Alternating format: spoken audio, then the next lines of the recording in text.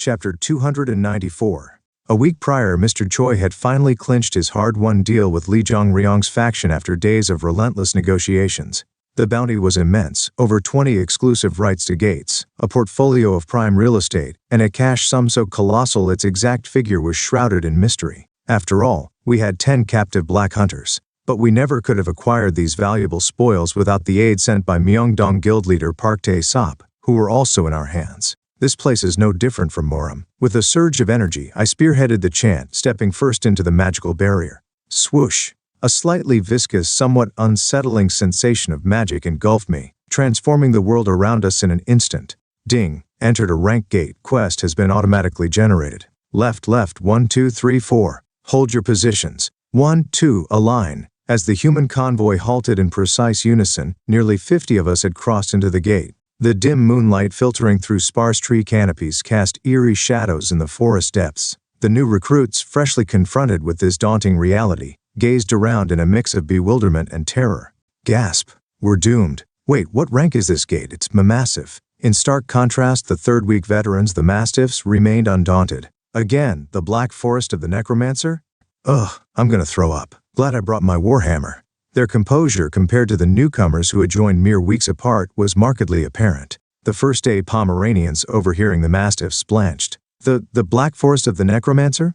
It's a rank gate. A rank gate, Black Forest of the Necromancer. Even those unfamiliar with its legend could sense its ominous nature from the name alone. The foreboding air, the sinister forest view, all spoke of the dominion of the Necromancer, a master of dark magic. Damn it, Sunbae Jin Taekyung. A jittery member of the Pomeranians approached, his face etched with desperation. Please, can you let me out? Why? I'm really scared of ghosts. Regular monsters are okay, but I just can't handle ghouls, skeletons, and such. Is it trauma? It's not that severe, but I'm just scared. That's even better. Consider this your live immersive therapy session. They're all just monsters after all. But that's. And on our guild application, you wrote that this wouldn't be a problem, right? That was just to get in, please. I can't even watch horror movies with my girlfriend. Ah, girlfriend. I see. Here. With a snap of my fingers, a mastiff who had been smirking in my direction bolted forward. Did you call me? Yes. This was K. Kim Jin-soo, the unofficial leader among the mastiffs. His combat prowess and leadership qualities had made him an indispensable lieutenant in our raids. This had been planned already. You know what to do. I have a special instruction regarding this person here. Yes. Put him in the front. The Pomeranian's brief sigh of relief turned into a gasp of shock.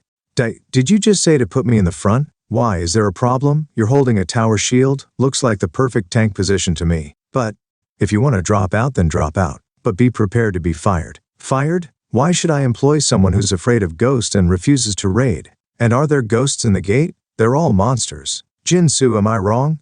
Kim Jin-soo quickly responded. You're absolutely right 100,000 times over. If these things were all ghosts, why would I bring hunters? I'd bring an exorcist, right? You're absolutely right as always. As expected, Jin-soo, you always say the nicest things. Thank you. So, do you want to continue being a hunter at the Peace Guild, or do you want to be fired and switch to being an exorcist? The Pomeranian replied, his voice rigid with resolve. I will be a hunter. Then if you run away during combat, I'll personally send you to the afterlife. Okay? Okay, great. To the front line, afterlife. With a flick of my hand, Kim Jin-soo firmly grasped the Pomeranian's arm, guiding him away. Despite our careful selection process, it seems there's always one in every group. What? You can't even watch horror movies with your girlfriend because you're so scared of ghosts? I mused, half exasperated. It's not the girlfriend part that irks me. Not at all. Whoosh! A cold gust swept through the forest, nipping at my cheeks. Shuddering slightly, I made my way deeper into the woods, leaving the echoes of our conversation behind. Excuse me, Mr. The Pomeranian's anxious voice overlapped with the Mastiff's blunt inquiry. What is IT? Hunter Jin Taekyung, where are we headed now? We're going herding. Herding? That guy's known as the Pied Piper. The Mastiff chimed in, a hint of mischief in his voice. I can't be the only one working hard. Let's all do well together. As I trudged through the forest, making my presence known with every step, the desired effect was immediate. Crunch, boom, grr, grr, lack, clack, clatter. Amidst their grotesque howling, the corpses that lay dormant beneath the earth and in graves began to stir to life. Ghouls dripping with rotten flesh and skeletons revealing stark white bones emerged. These cursed beings, known as undead monsters, rapidly swarmed the forest and hills. All right, everyone, stay close and follow my lead. Understand? Grr. Patter patter. Gone are the days when zombies were portrayed as mere limping figures. These creatures, when they sprint, make me wonder if they've been training at the Taerong National Training Center. Despite their speed, they're no match for me. Today's a bit different with new recruits on board. Time to ease off slightly. As I darted through the forest, I occasionally glanced back to keep a count. Around 150 maybe? While this was threefold our team size, it was modest by our usual standards. Ghouls and skeletons, though not particularly formidable as monsters, were still a challenge, but we had come prepared and steeled ourselves for this encounter. These mastiffs are living up to their name. Typically the hordes I lure are 3 to 10 times larger than our team. After a few close brushes with danger, I've seen the fire of resolve ignite in the eyes of these recruits. Naturally, I intervene when the threat becomes too real. Thanks to this, we've had injuries, but fortunately, no casualties. This repeated drill has earned me a reputation, part menace, part mentor. I wish it didn't have to be this harsh, but it's necessary. This is intensive training. My goal is to cultivate resilient warriors for the Peace Guild, capable of thriving in the most arduous conditions. In less than a month, some have already opted out, transferring to other teams. I didn't persuade them to stay, nor do I harbor any regrets. It's their decision. Everyone charts their own path. I'm just a fleeting presence in their journey. I can present options, but the decision is theirs to make. Swoosh. Though living up to its rank gate status sprawled vast and foreboding, yet the expanse I had traversed was merely a sliver of the gate's vastness. As I adjusted my speed and ran, the entrance to the gate gradually came into view. Here they come. That damn Jin-tae Kyung. Seems like a lighter batch for the first-timers. Ugh, skeletons. The reactions varied, from those booming out warnings of the advancing monsters, to others cursing under their breath, and some calmly estimating the enemy numbers. The rookies, still green in battle, visibly tensed with apprehension. Naturally, my seasoned mastiffs weren't ones to remain passive. Damn it, what are you doing? The line is being pushed back. Don't step back. Hold your shield tight. What? Need to pee? Then just do it. Newcomers, stay alert. Don't expect Jin-tae Kyung to bail you out. He even created a charity foundation just in case someone dies here, you know? Such remarks could damage my reputation, but I held my tongue. This was part of toughening them up mentally, letting them vent to stay focused. Even the king gets cursed behind his back. I made a mental note of each face. Approaching the hunters, who were already in formation, I swiftly scaled the tallest tree and bellowed. Tighten the shield wall. Boom. In unison, the undead horde, their grotesque faces turning upwards, spotted me in the tree. One skeleton, distinct from the rest, stood atop a hill near the gate entrance. It raised its bone sword, sheathed in an aura of dark energy, high into the air while emitting a piercing shriek. Grr. This was no ordinary skeleton.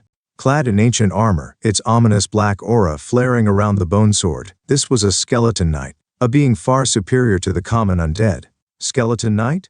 Skeletons come in various ranks. Soldiers, mages, warriors, each had their own unique abilities and strengths. A skeleton knight, a truly formidable A-rank monster, is a force to be reckoned with. I have encountered them frequently in the Black Forest, but this one seems different. Encountering an AA rank adversary like a skeleton knight in an AA rank is expected. These knights often lead the lesser warriors and mages, strategically positioned throughout the Black Forest. In that moment, as I scrutinized the figure more closely, a guttural growl pierced the air.